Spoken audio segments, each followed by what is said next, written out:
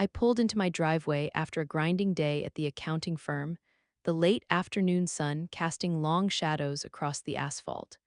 What I saw made me slam on the brakes. A large moving truck was parked awkwardly, hogging most of the driveway and spilling into the tenant spot of my fourplex. My stomach plummeted. This couldn't be real. My name is Claire, and my family just decided to steal my property. My sister Ashley stood on the lawn, gesturing wildly at two burly movers who were struggling to maneuver a massive, overstuffed sofa towards the back entrance. That was the entrance to Unit 1, the unit my quiet, long-term tenant, Mr. Henderson, had just vacated last week. Ashley, what in the world is going on here? I managed to call out, getting out of my car, my briefcase feeling suddenly like a dead weight. Oh, hey, Claire, perfect timing. Ashley's face lit up with that brilliant, disarming smile she'd perfected over the years, the one that usually meant someone else was about to pay for something. Remember how Mom mentioned I might need a place to crash for a bit after the whole business thing went south? Well, I found a buyer for some of my old inventory online, and he needed it gone today. And since the unit was conveniently empty, more furniture appeared from the truck, a sprawling sectional that looked too big for the space, sleek decorative shelving, framed prints I'd never seen before, even a ridiculously large potted fig tree that threatened to topple over. This wasn't crashing for a bit. This was a full-scale relocation. We talked about you staying on the couch in my unit for a few weeks, Ash, I said, trying desperately to keep the tremor out of my voice. Just until you got back on your feet and found a new place. Not this. Ashley waved a dismissive hand, already turning back to the movers. Oh, please, Claire, be realistic. I can't live out of a suitcase indefinitely. I need space to plan my next venture, a proper base of operations. Besides, the unit was empty anyway. It would have just sat there. Why pay for storage when I can use this? She gestured grandly at the back entrance. Just set that down by the stairs for now, guys. We'll figure out where it goes. For 10 years, I had poured every ounce of my energy, every extra dollar, every weekend of free time into this fourplex. It wasn't inherited.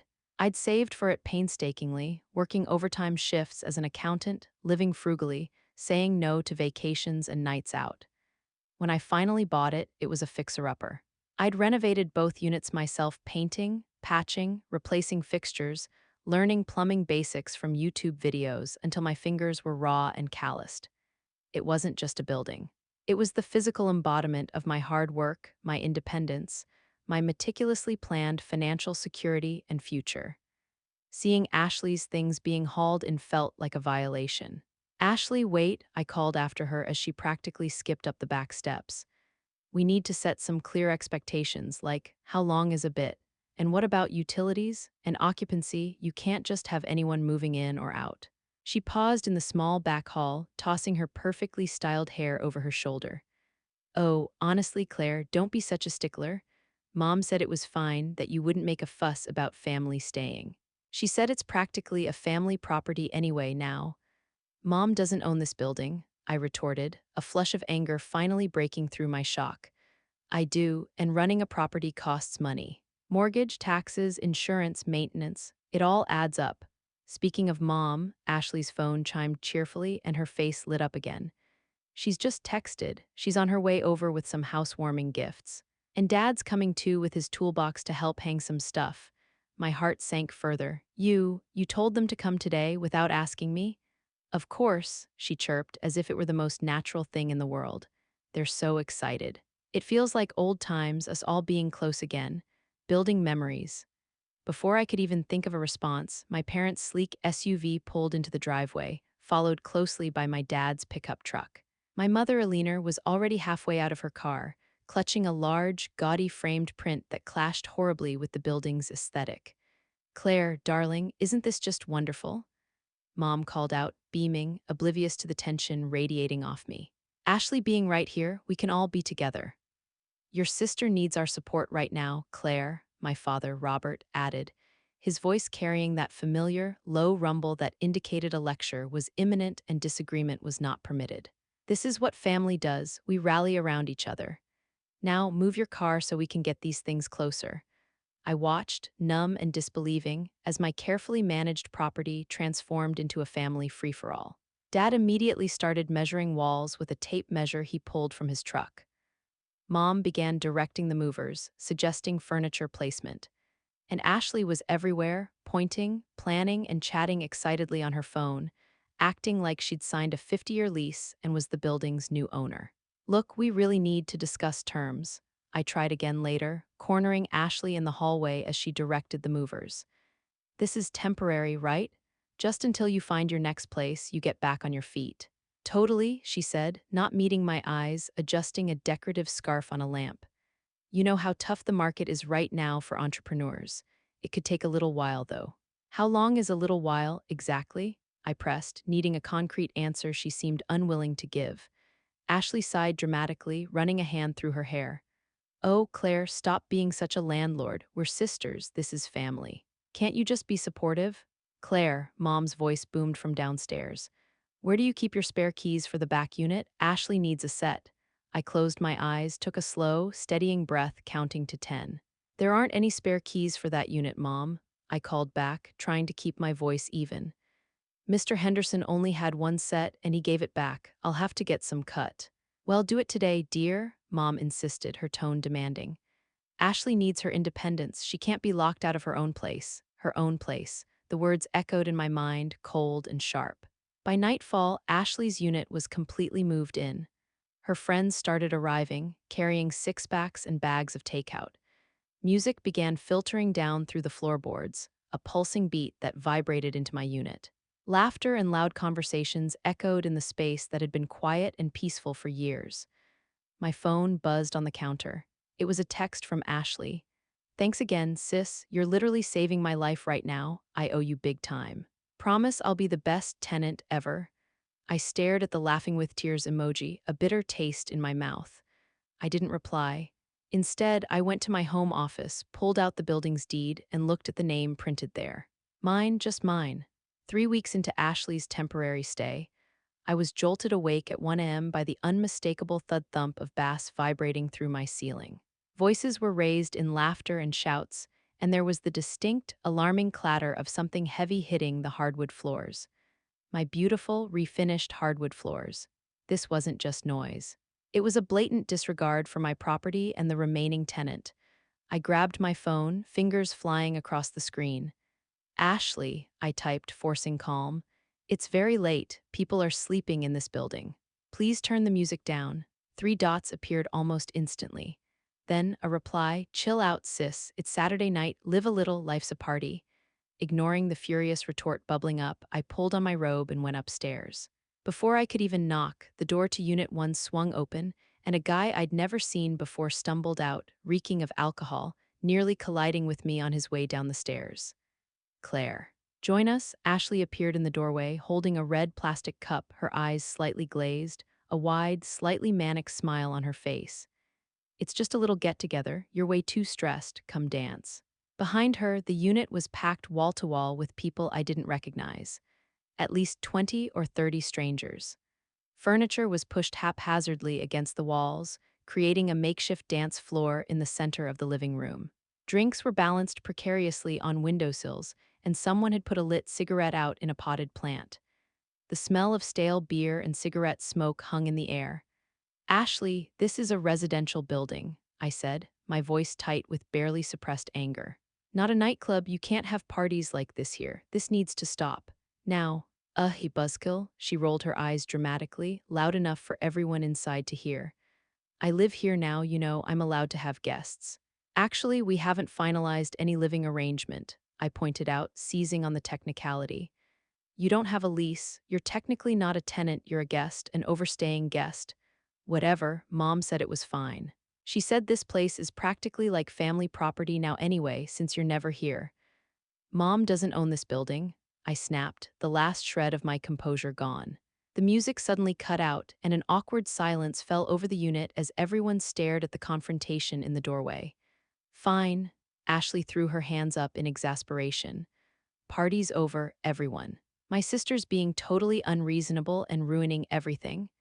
As people filed out, muttering under their breath, I saw the damage. Spilled drinks left sticky rings on the hardwood. There was a significant scuff mark near the front door frame. and what looked alarmingly like a red wine stain blooming on the edge of the living room rug I'd carefully chosen. My phone buzzed in my pocket. A text from Mr. Henderson, my sole remaining tenant in Unit 2. Miss Hayes, apologies for the late hour.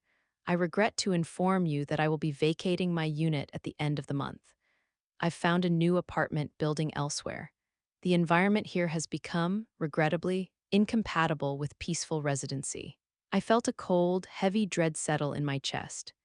Mr. Henderson had been here for over 5 years, a quiet, elderly man who always paid his rent on the first of the month, never caused any trouble. His rent covered a significant portion of my mortgage. Losing him, my only reliable income stream from the property, was a serious blow. Ashley's antics weren't just an annoyance anymore, they were jeopardizing my financial stability. The next morning, running on 2 hours of sleep and simmering resentment, I cornered Ashley in the shared laundry room. "We need to talk about last night," I said, standing in the doorway. Again," she mumbled, not looking up from her phone. "I said I was sorry. What more do you want?" "You didn't apologize, actually," I corrected her sharply. "And what I want is for you to stop jeopardizing my property and my income. Mr. Henderson is moving out because of your parties." Ashley's face lit up. "Oh, good. Then Chloe can move in. She's looking for a place, and it would be so fun having my best friend right next door." "That is absolutely not happening," I said, planting my feet firmly. "And we need to formalize your arrangement here, with a lease and rules. A clear legal agreement." Her phone chimed again and her eyes widened. "Oops, gotta go. Mom and Dad are here." "Here? Why?" "They're helping me pick out new cabinet hardware. The old stuff is like ancient, so depressing." I followed her outside to find my parents already unloading bags and boxes from their cars. "Ashley, you can't just start making changes to the unit without permission," I said, my voice strained. "And Dad, you're parked in Mr. Henderson's spot again. That spot is assigned to Unit 2. "Don't be silly, dear," Mom waved me away, already walking towards the back entrance with Ashley. "We're just helping Ashley make her space feel like home. A few little upgrades." "This is her home now, Claire," Dad said, that low, warning tone in his voice that brought back years of childhood admonishments. He took a toolbox from his truck. "Family helps family. That spot is for visitors. You don't have another tenant right now anyway, do you?" I watched them disappear upstairs, talking excitedly about granite countertops, brushed nickel hardware, and opening up the space as if they owned the place. My place, through the window, I could see them inside, gesturing at walls, planning significant renovations to my property like I wasn't even there, like my ownership was irrelevant. That evening, I called my friend Bate, a rare moment I actually allowed myself to vent. "You have to make her leave, Claire," Bates said bluntly after listening patiently to my story, the clinking of ice in her glass audible over the phone. "I can't. My parents would never forgive me. They'd probably cut me off entirely." "Claire, they're not just stepping on you, they're treating your property like a communal resource," Bate exclaimed, her voice sharp with concern. "Did you see Ashley's latest Instagram post? She tagged herself as officially living here now. With heart emojis, it's public, they're planting their flag." My phone buzzed on the table next to me. It was a text from Mom. "Family dinner tomorrow night, important building discussion. Dad has some exciting ideas for the property's long-term future. Your presence is non-negotiable. Be on time." Bate read it over my shoulder. "Exciting ideas?" Bate scoffed. "Claire, they're not even hiding it anymore. They're planning to take over. You need to do something drastic." I walked to my window and looked out at the building I'd worked so hard to own. Dad's truck was still in Mr. Henderson's spot, now with a new, small dent in the passenger side door. The faint thud of music was still audible from upstairs. It was a clear message. Ashley had no intention of changing her behavior, and my family was enabling it, even encouraging it. I walked back to my desk, opened the top drawer, and my hand closed around the smooth surface of a business card. Marcus Thorne, developer. He'd been persistent last year, interested in buying the whole fourplex for a redevelopment project. At the time, I'd been offended, fiercely protective of the home I'd built. Now, watching another one of Ashley's friends pull into the driveway, narrowly missing Mom's car, I picked up the phone. It was time to end this on my terms. Stepping into my parents' house for dinner felt less like a family gathering and more like walking onto a stage where a predetermined play was about to begin. The dining room table was set with Mom's best china and silverware, the important family meeting set, reserved for pronouncements and ultimatums. Ashley was already seated, radiating an almost unbearable smugness, scrolling through her phone. "Claire, darling, you're here." Mom bustled in from the kitchen, her smile wide and falsely cheerful. "Just in time, I made your favorite chicken pot pie." "Thanks, Mom," I said cautiously, taking my usual seat, which somehow felt further away from everyone else than usual. "What's the occasion for the fancy setup?" "Can a mother cook a nice meal for her daughters without a fancy occasion?" she replied, placing the steaming pie on the table. "Your father will be down in a minute. He's just reviewing the documentation." "Documentation?" My stomach twisted into a knot. Dad appeared shortly after, carrying a thick, official-looking folder and a legal pad covered in dense writing and numbers. Ah, good. "We're all here." He sat heavily at the head of the table, the folder open before him. "Let's eat while we discuss." Mom served generous portions of the pie, making small talk about her garden club's upcoming show. Ashley texted furiously under the table, a small, knowing smile playing on her lips. I pushed the food around on my plate, the knot in my stomach tightening, waiting for the other shoe to drop. So, Dad cleared his throat, adjusting his glasses. "We need to discuss the property, the fourplex." Here it was. "The property situation?" I asked, trying to sound neutral. "Well," Mom jumped in, leaning forward conspiratorially, her eyes sparkling with what she clearly thought was a brilliant plan. "Now that Ashley's settled in so nicely and is finding her feet again and really enjoying having her own space there, we think it's time to make things official, formalize the arrangement." "Official?" My voice was barely above a whisper, my ears ringing slightly. "Your father and I have been working with Robert, the lawyer," Mom continued, oblivious to my reaction. "We've structured a very fair arrangement. We propose you transfer ownership of the back two units, Unit 1 and Unit 2, to Ashley," Dad stated flatly, consulting his legal pad. "We'll handle the equity transfer documents, set up a family partnership for the building management, and we can even arrange for a portion of the recent sale of Ashley's inventory to serve as her initial buy-in for the partnership. It's a sound investment for all of us, a shared family asset for the future." I put my fork down, the metal clinking loudly against the ceramic plate. "The building isn't divided into separate ownership units," I said, my voice shaking slightly. "It's one property, one deed, my property." "Don't be difficult, Claire," Mom sighed, as if I were a petulant child. "It's just paperwork. Robert says it's perfectly feasible to structure it this way as a family agreement. It simplifies things by giving away half of my property." I stared at them in disbelief. "I'm not transferring ownership of anything, and Ashley hasn't even signed a lease for the unit she's occupying. She's technically an unapproved occupant, jeopardizing my insurance." Ashley finally looked up from her phone, a flicker of annoyance in her eyes quickly replaced by a saccharine smile. "I don't need a lease, Claire. Don't be ridiculous." "I'm family, exactly," Mom beamed, turning back to me. "And family takes care of each other. You have your stable accounting job, dear. You don't need the headache of managing tenants anymore." "But Ashley needs stability, a sense of ownership, a foundation to rebuild her life after everything she's been through." "Everything she's been through," I repeated, the words tasting like ash in my mouth. I couldn't believe their audacity. "You mean after her latest business venture failed because she spent the startup capital on a luxury car and an extended networking trip to Miami?" "That's not relevant right now, Claire," Dad snapped, his face flushing. He waved his hand dismissively. "What's relevant is securing Ashley's future. We've already consulted with contractors about potential upgrades to the units. Adding a separate entrance to her side, expanding the living space, updating the kitchens and bathrooms." "Upgrades?" I choked on my water. "Are you actually serious? You're planning renovations on my building?" "Just minor improvements, Claire."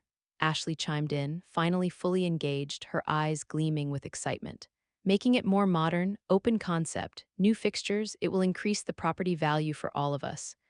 "Absolutely not." I stood up abruptly, my chair scraping loudly against the hardwood floor, the sound echoing in the sudden silence.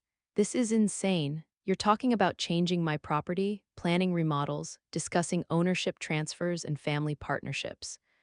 Like it's some kind of communal asset you have a right to just divide up." "Sit down, Claire." Mom's voice was suddenly cold and hard, devoid of the earlier false cheer. Frankly, we assumed this was understood when we encouraged Ashley to move in.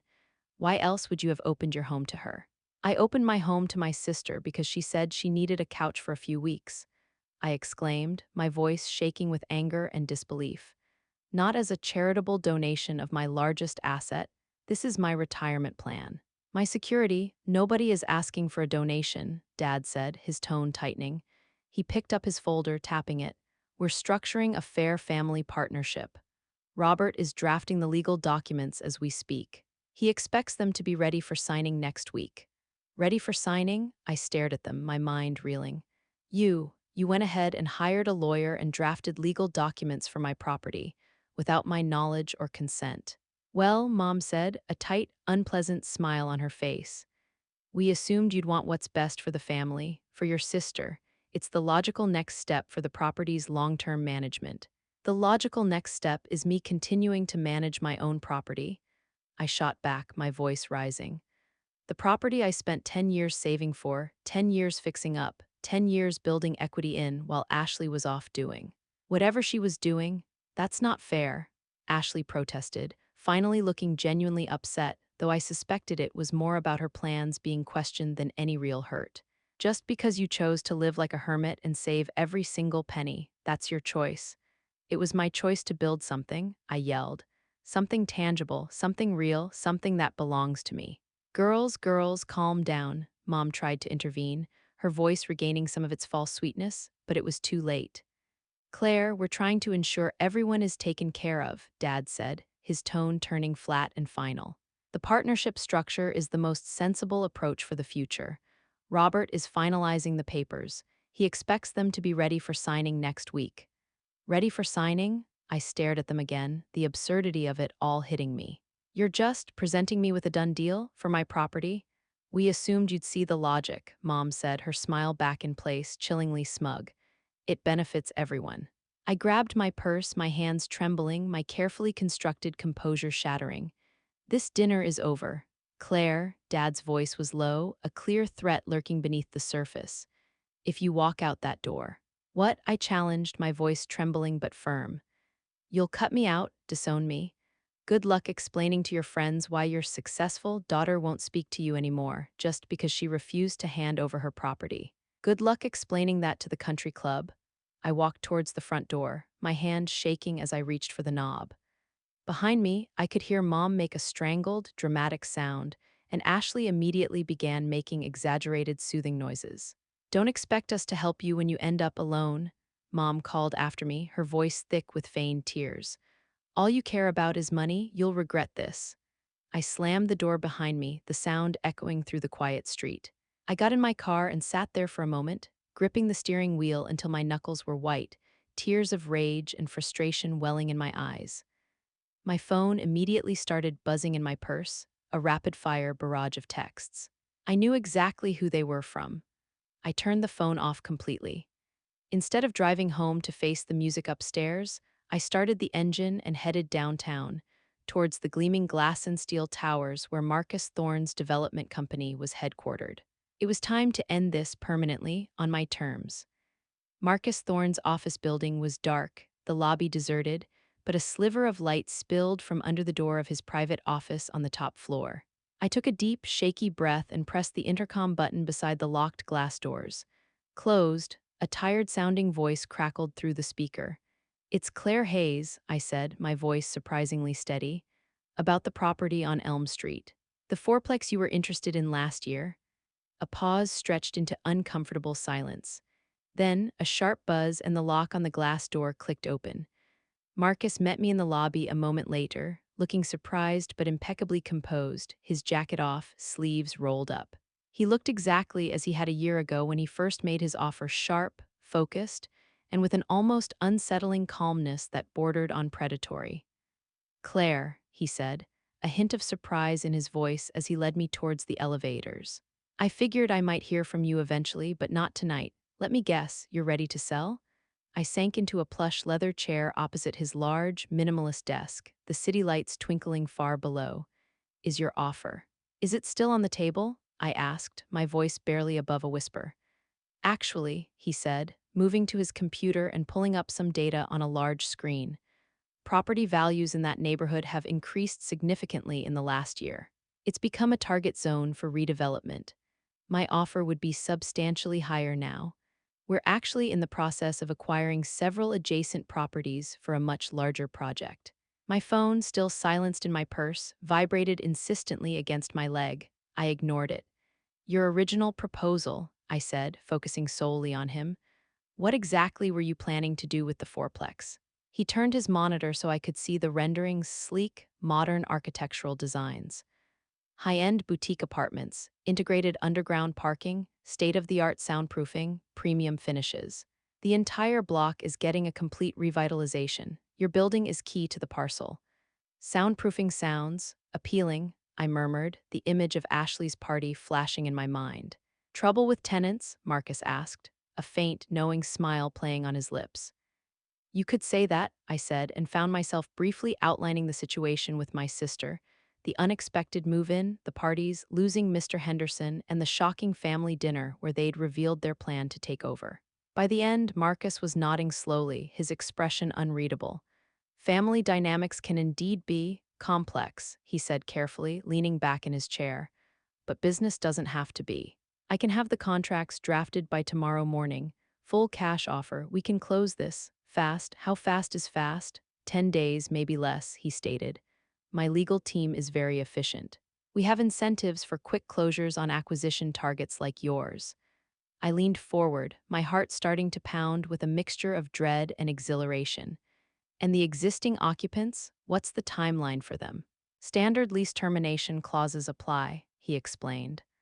Although in the case of non-leased occupants, it's even simpler.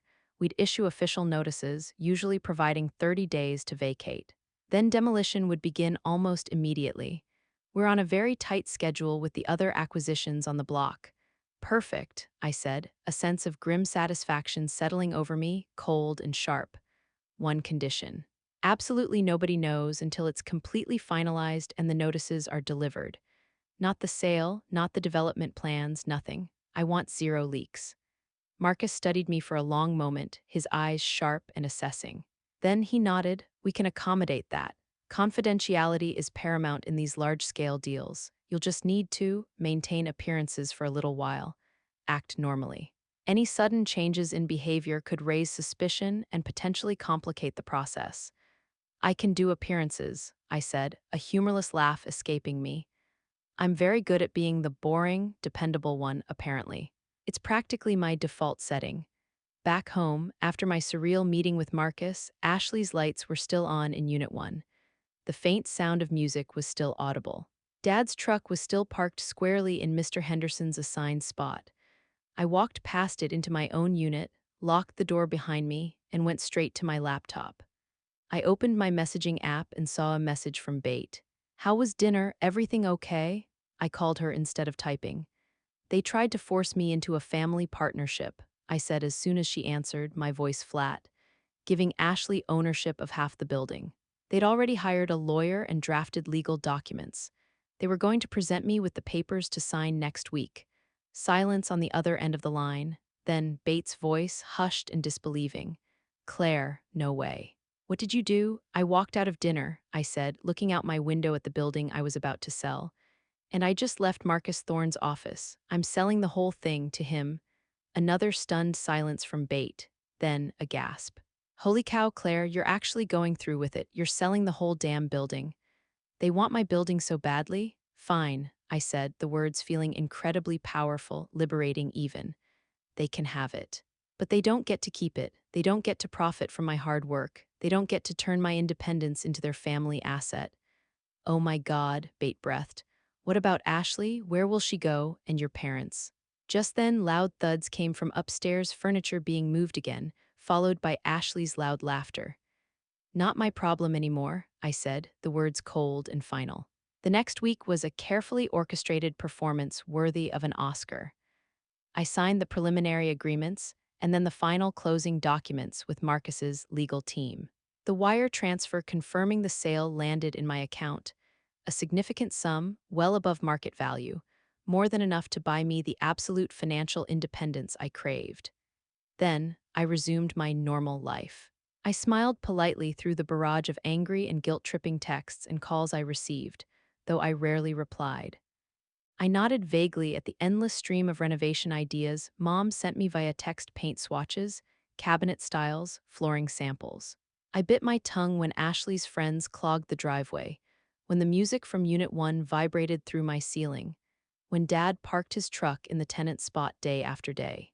"The contractor needs your approval on these bathroom tiles, dear," Mom announced one morning, arriving unannounced with a box of samples, spreading them across my kitchen counter. "We're thinking something classic but modern for Ashley's unit. White marble look porcelain, maybe?" Looks lovely, Mom," I said noncommittally, my eyes scanning the final closing documents for the sale, which I'd strategically placed within a large work folder on the counter. I signed the last page, the pen feeling heavy in my hand. "Are you even listening, Claire?" Mom huffed, clearly frustrated by my lack of enthusiastic engagement. "This is important. These decisions need to be made so we can finalize the contract." "Sorry, Mom, just swamped with a huge project at work right now," I said, gesturing vaguely at my laptop, which was open to a spreadsheet. "Tight deadline. More important than family and your sister's future?" she asked, offended. I thought about the demolition permits Marcus's team had already secured for the entire block. "Nothing's more important than family, Mom," I said, meeting her gaze with a carefully neutral expression. You know that seemed to appease her for now. She left the tile samples behind. "For when you're ready to focus on what truly matters," she said, sweeping out. Later that day, Ashley barged into my unit without knocking, clutching her phone. "Hey, the plumber the contractor called is here, but I can't find the main water shutoff. Can you call him back? He needs to check the pipes for the kitchen reno." "Sure, Ash," I said calmly, knowing full well I wouldn't be calling anyone. "Just leave his number." "What's up with you lately anyway?" she asked, narrowing her eyes, suddenly suspicious. "You're being weird, like way too chill, just accepting everything. It's creepy." I shrugged, feigning innocence. "Just busy, I guess. And hey, if Mom and Dad are handling the renovations, saves me the trouble, right?" She didn't look convinced, but eventually left, muttering something about me being impossible. Through my window, I watched her meet up with some friends in the driveway. Several of them were carrying small overnight bags. Another impromptu party was clearly in the works. My phone buzzed. "Marcus. Closing completed. Funds transferred. Keys to your new downtown condo ready Monday. Your moving company confirmed." I had already been discreetly moving my most important documents, photo albums, and irreplaceable personal items into a secure storage unit over the past week. The new condo would be ready right before the eviction notices went out. Perfect timing. That weekend, Dad showed up with a couple of actual contractors from the company he'd mentioned. "Just getting some finalized quotes, Claire," he said, leading them towards the back units. I stayed in my own unit, listening to the sounds of their footsteps and voices upstairs, discussing load-bearing walls and plumbing rerouting, planning significant structural changes to a building that technically wasn't mine anymore. "Claire," Dad called down the stairs at one point. "Come take a look. We're thinking of opening up this wall between the kitchen and living room in Unit 1. I went upstairs, playing my part, nodding and making vague, agreeable sounds. The contractors had already marked lines on the walls with blue painter's tape. "We'll definitely need city permits for this kind of work," one of the contractors commented to Dad. I almost instinctively blurted out, "Those aren't my problem anymore," but caught myself just in time. "Right, permits," I echoed, nodding. "Don't you worry about that, son," Dad said, waving his hand dismissively. "My golf buddy knows people down at the city office. He can expedite the permits for us." Family project? If he only knew Marcus Thorne had already secured every single permit needed for the complete demolition and redevelopment of the entire block weeks ago. The next few days passed in a blur of fake smiles, non-committal nods, and ignoring buzzing notifications. Mom kept leaving new paint swatches in my mailbox. Ashley sent endless Pinterest links for kitchen inspo. I responded with just enough feigned enthusiasm to keep the act going. "You are handling this like a seasoned spy," Bates said, laughing over coffee. "Almost too well. Are you sure they don't suspect anything?" "They don't," I replied, swirling the coffee in my mug. They're too consumed with planning their takeover, their family project, to notice I'm planning my exit. They see what they want to see. When does the hammer fall? Management company delivers the notices on Thursday morning, I said. I'll be completely moved out of my unit the night before. Everything I care about is already gone or in storage. Damn, Claire, Bate whispered, her eyes wide. That is cold-blooded. Colder than ambushing me at dinner with legal documents for my property, I countered. Colder than scheduling renovations on my building without my consent. Colder than treating my home like a free-for-all party venue. Just then, my phone lit up with a new notification.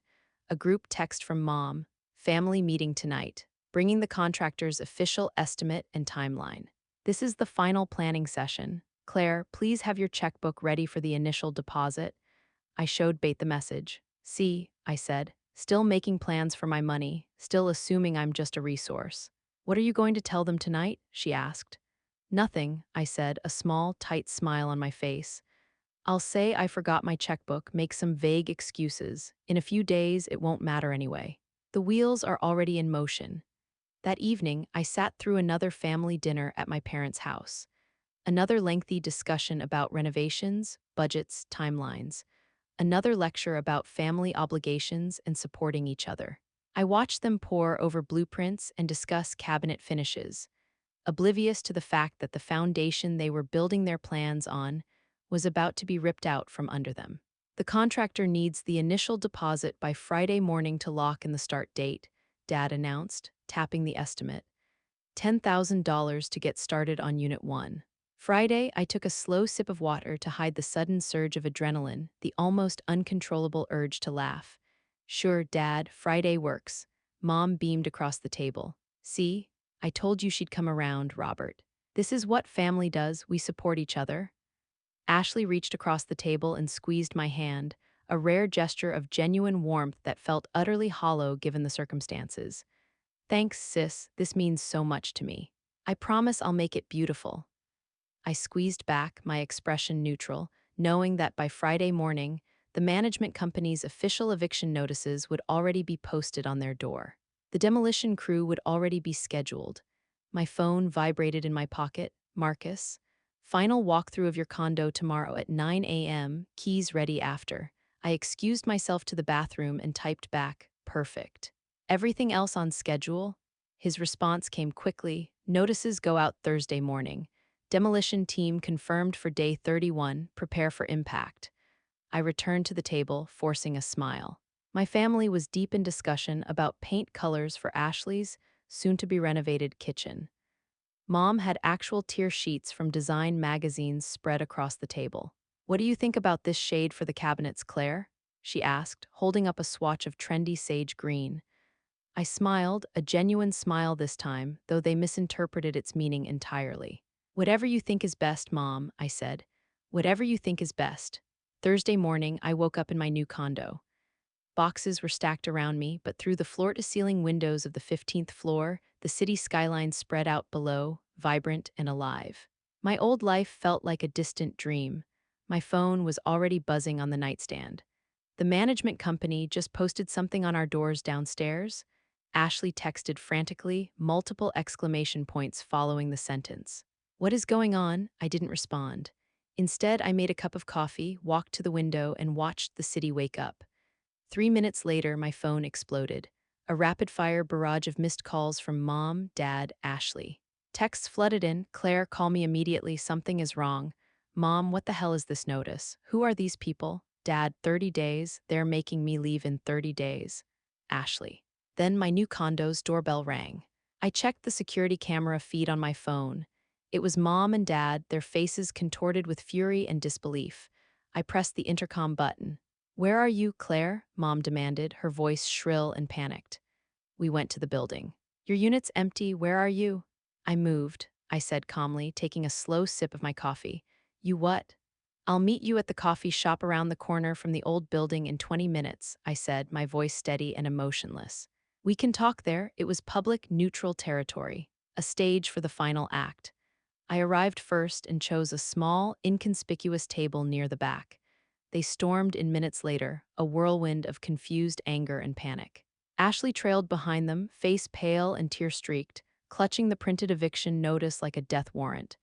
Explain this. Dad slapped the paper down onto the table, his hand trembling slightly. This company. Thorn Development, they claim they own the building. They say everyone has to be out in 30 days. What is this? They do, I said, taking a slow, deliberate sip of my latte, meeting his furious gaze calmly.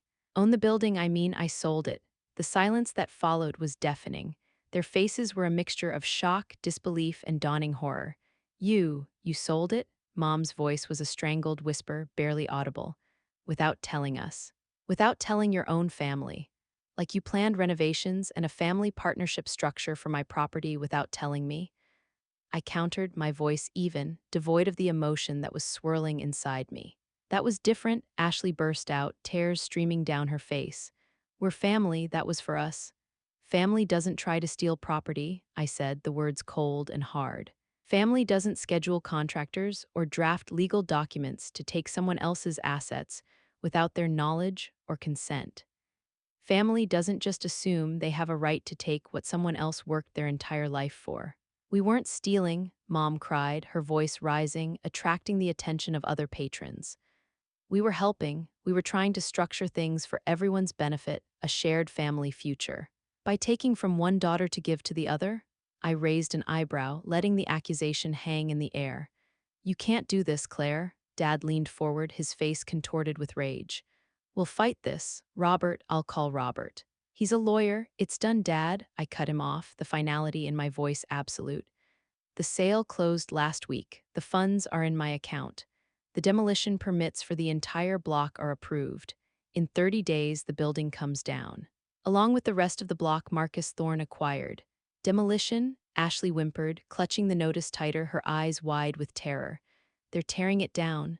Marcus Thorne is building luxury apartments, I explained, watching her reaction. The whole block is being completely redeveloped. Marcus Thorne, Mom's eyes narrowed, a flicker of recognition. The developer who was interested last year, you've been planning this betrayal? No, I said, shaking my head. You forced my hand. You thought you could steamroll me, bully me, guilt-trip me into giving you my property. You thought you could just take it.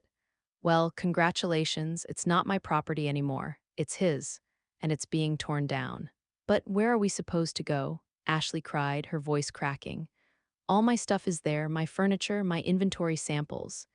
You have 30 days to figure that out, Ashley, I said, echoing the notice she held. Just like any other tenant would, just like Mr. Henderson had to. Tenant? Mom slammed her hand down on the table, making the cups rattle. She's your sister, Claire, she's family.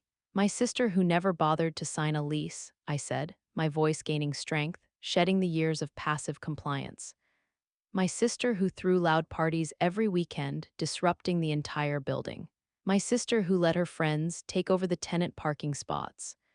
My sister who treated my investment property like her personal crash pad and party venue. My sister who decided my hard-earned asset was just a resource for her to use, who expected me to just hand over half of it because she's family. We were going to pay you for it, Dad protested, though his voice lacked conviction. No, I corrected him, cutting him off. You were going to undervalue my property and strong-arm me into a below-market family deal. You were going to tie me into a partnership where I had no control and would likely end up subsidizing Ashley indefinitely. Well, guess what? I got full market value from Marcus Thorne. Actually, I got significantly above market value because my building was crucial to his larger development plans. I got a clean break. Ashley was sobbing uncontrollably now, burying her face in Mom's shoulder. Dad pulled out his phone, his hands shaking slightly. I'm calling Robert right now. This can't be legal. There has to be something. It's completely legal, I stated, standing up from the table, the tension finally draining out of me, replaced by a cool, clear resolve. Check the public property records. Call the management company who delivered the notices. Hell, call Marcus Thorne himself. It's done. Finished. Irreversible. You would do this to your own family. Mom's voice was thick with tears and dripping with venom, her gaze fixed on me with pure hatred. You did this, I replied, standing taller than I felt I ever had before. All of you. You thought you could take advantage of boring Claire, the dependable daughter who always gave in, who never asked for anything. You thought you could just take what I built, Well, congratulations. You pushed me too far, not anymore. Where? Where are you even living? Ashley choked out between sobs. Somewhere none of you have keys to, I said simply. I picked up my purse. One more thing, I turned back at the door of the coffee shop. My family was huddled together, a picture of misery and defeat. Mom, make sure Dad moves his truck from the tenant's spot at the old building. It's not your building to park at anymore either. Outside, my phone immediately started ringing. I declined the calls, one after another: Mom, Dad, Ashley, Mom again, Dad again, Ashley again. A text popped up from Bait. How did it go? Before I could even formulate a response, another message appeared from Marcus Thorne. Management company reports notice delivery complete. Demolition team confirmed for day 31. Need anything else? I looked back at the coffee shop window. My family was still huddled together, probably plotting their next move, discussing legal options that didn't exist, wallowing in self-pity. But there was nothing they could do. No legal loopholes to exploit, no strings to pull, no guilt trips left to lay on me. They had exhausted their leverage. No, I typed back to Marcus. Everything's perfect. I walked towards my car, ignoring the growing stream of texts and calls. In my rearview mirror, I could see them emerging from the coffee shop, looking shell-shocked, angry, and lost. They wanted my building so badly, they thought they could just take it. Well, now they could watch it come down, brick by brick. The following week was a war of attrition waged through technology and public spaces. My family cycled through every manipulation tactic they knew. First came the guilt trips via voicemail, Mom leaving sobbing messages. How could you do this to your sister, Claire? To your own flesh and blood? Where did we go wrong raising you? Then the threats. Dad's texts grew increasingly aggressive. Robert says we can prove a family agreement. You'll regret this, Stella. Finally, the pathetic attempts at bargaining. Ashley tried sweet-talking via text and desperate voicemails. Come on, sis, we can work this out. What if we pay you more? What if we... I blocked their numbers one by one, but on day 8 they upped the ante. They ambushed me outside my office building downtown. We know where you work at least, Claire, Mom declared triumphantly as I exited the glass doors onto the sidewalk. They formed a semicircle, effectively blocking my path to the parking garage across the street. What do you want? I asked, weary but resolute, my briefcase clutched tightly in my hand. To talk some sense into you, Dad stepped forward, his face set in a hard, angry mask. To make you see reason? We've been in touch with Marcus Thorne, Ashley added, her voice shaky but accusatory. That got my attention. What? He won't budge on the sale, Talia sniffed, wiping a tear. Says it's absolutely ironclad. Of course it is, I said. But he told us how much you got for it. Dad's voice was loud, filled with outrage. You made a fortune. A sickening amount, and you're just leaving your sister homeless. She's not homeless, I said, my voice flat. She received a substantial amount from the sale of her business inventory. She has funds. She can rent a place just like any other adult who needs housing. It's not the same, Ashley wailed, stomping her foot like a toddler. That was supposed to be my home, my fresh start. No, I said firmly, meeting her eyes. It was supposed to be my investment, my future, my choice, not your bailout plan or your free ride. Well, your choice has destroyed this family, Mom declared dramatically, throwing her hands up. Utterly destroyed it. I hope you're very happy in your fancy new downtown condo while your own sister suffers on the streets. Something inside me snapped. Years of simmering resentment, of feeling overlooked, undervalued, and taken for granted, boiled over. Suffers, I laughed, a harsh, brittle sound that startled even myself. You want to talk about suffering? Like I suffered watching you all treat my property like a communal playground. Like I suffered sitting through that ambush dinner where you calmly planned to steal my building right out from under me. Like I suffered every single time you dismissed my hard work, my sacrifices, my decade of saving and building as boring, while praising Ashley for simply existing. We never, Mom started aghast. Yes, you did. I cut her off, my voice ringing with a power I hadn't known I possessed. My whole life, everything I built was just seen as a potential resource for Ashley to use. My apartment when she needed a couch, my savings when she needed money, my property when she needed a place to live. Well, guess what? I built something so valuable, a developer paid a premium price for it. And none of you get to benefit from it this time. You don't get a cut, you don't get control, you don't get anything. Your sister needs, Dad began, stepping towards me again. My sister needs to grow up, I interrupted, channeling years of frustration into the words. She's 30 years old. She made her own choices that led to her business failing and her relationship ending. She expects everyone else to clean up her messes and provide her next safety net. Not anymore. Is that what this is about? Ashley's voice turned sharp, suddenly cold and venomous beneath the fake tears. You're just jealous. Jealous because Brad loved me, jealous because Mom and Dad always took care of me. Brad didn't love you, Ashley, I said, my voice low and cutting. He funded you just like Mom and Dad fund you, just like you expected me to fund you. He was just your latest enabler. Find someone else to parasitize. How dare you? Mom shrieked, stepping forward, her hand raised as if to slap me across the face. Don't even think about it, Mom, I said, catching her wrist firmly before she could make contact. Two security guards from the office building had emerged and were watching the scene unfold, their hands near their belts. I released Mom's wrist and stepped back, adjusting my briefcase. The building is sold. The demolition is scheduled for 22 days from now. You have until then to find new housing. Those are the facts. There is nothing you can do to change them. Accept them. You're dead to us, Claire, Dad said quietly, his face pale with cold fury, his jaw clenched. No daughter of mine would ever do this to their own family. No daughter of yours would stand up for herself, I finished for him, my voice steady despite the turmoil inside. Protect her investments. Refuse to be exploited and walked all over. Refuse to be the boring, dependable resource. Then I guess I never was your daughter, was I? Stella, please, Ashley cried, one last, desperate attempt, her voice raw with genuine fear now. Where am I supposed to go? Wherever you want, I said, turning away from them. There's an entire city out there. Figure it out, just not at my property, not anymore. I walked past their frozen forms towards the parking garage entrance. In my rearview mirror, I could see them standing there on the sidewalk, a tableau of shock, anger, and misery. Mom was crying again, leaning against Dad. Dad was already on his phone, probably calling his lawyer friend Robert, who couldn't do a single thing for them now. Ashley was standing apart, stamping her foot like a frustrated toddler. That final scene played out in my mind as I watched the demolition crew arrive just after dawn on the appointed day. I stood across the street with Bate sipping coffee as they set up their equipment, marking off the area with yellow tape. A small crowd of curious neighbors and passersby gathered, drawn by the activity, and then I saw them, my family, standing huddled together amongst the onlookers, watching. Ashley had finally moved out the day before, leaving behind a unit one that was a chaotic mess of abandoned items, damaged walls, and stained carpets, a fitting reflection of the chaos she brought with her.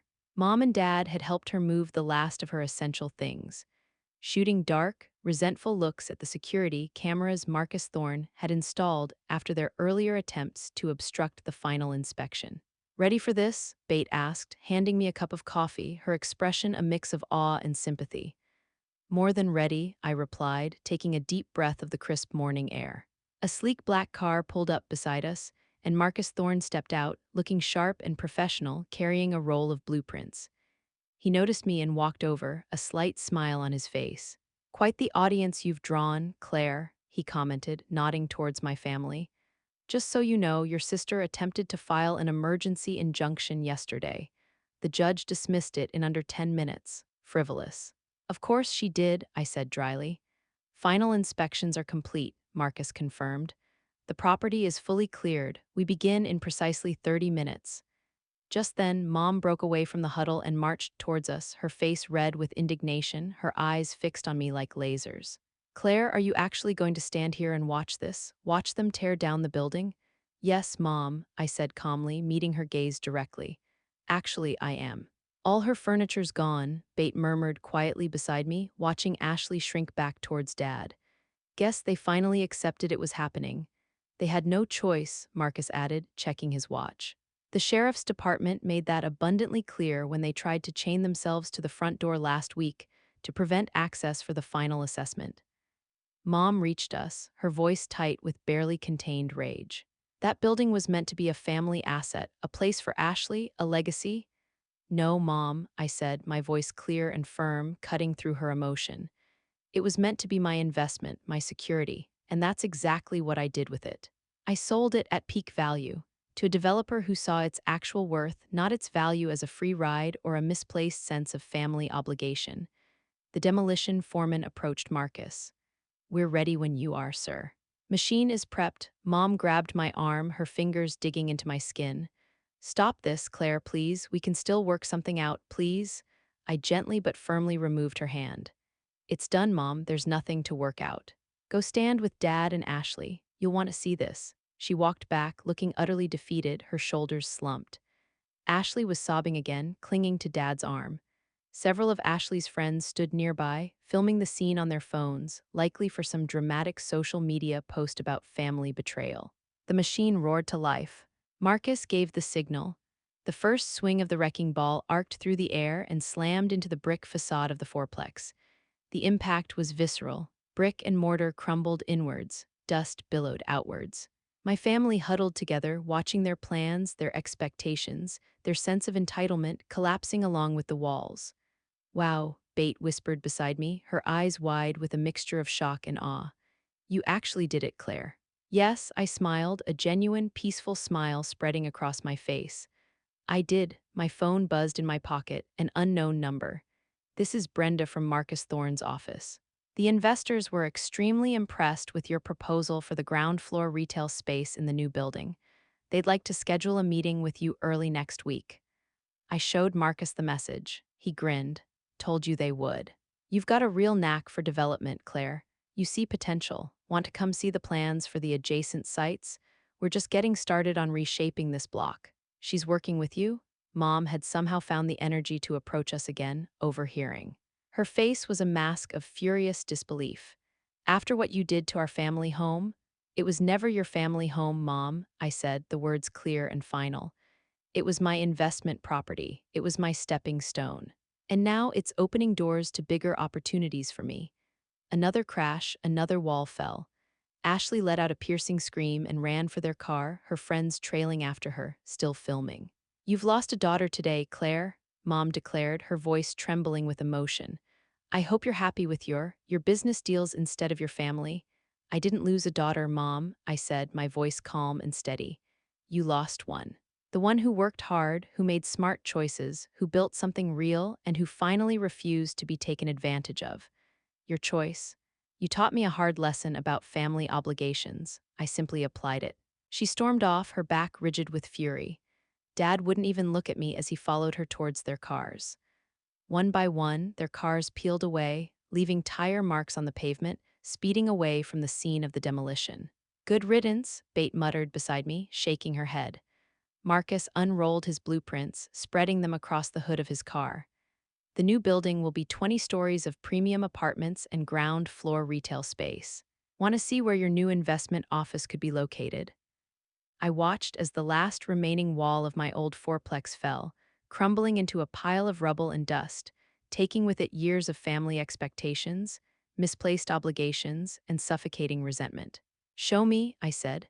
We walked through the settling dust towards his car, leaving behind the wreckage of my old life and the remnants of a family that had prioritized entitlement over respect. My phone kept buzzing in my purse with messages from flying monkeys, distant relatives and family friends who had heard Mom's side of the story and were dutifully messaging me about how cruel I was, how family should always come first, how I'd regret this one day. I blocked them all without reading them. "Ready to see your future, Claire?" Marcus opened the passenger door. I looked back one last time at the pile of bricks and debris that used to be my fourplex, the building that had been both my dream and, ultimately, my prison. The dust was settling, revealing the clear blue sky above. "They thought they were building their future on my foundation," I said, sliding into the car, the plush leather cool beneath me. "But I wasn't the one who got evicted." "You got free," Bate finished, raising her coffee cup in a final salute from the curb. "To freedom," I agreed, watching the demolition crew begin the process of clearing the site. "To consequences." And I smiled, looking at the blueprints Marcus had spread before me, to building something new. Marcus smiled back. "Speaking of building something new, let's go see where you're going to help us reshape this city." I leaned back in the seat, leaving the dust and drama behind. They wanted my building so badly. Now they could have the rubble.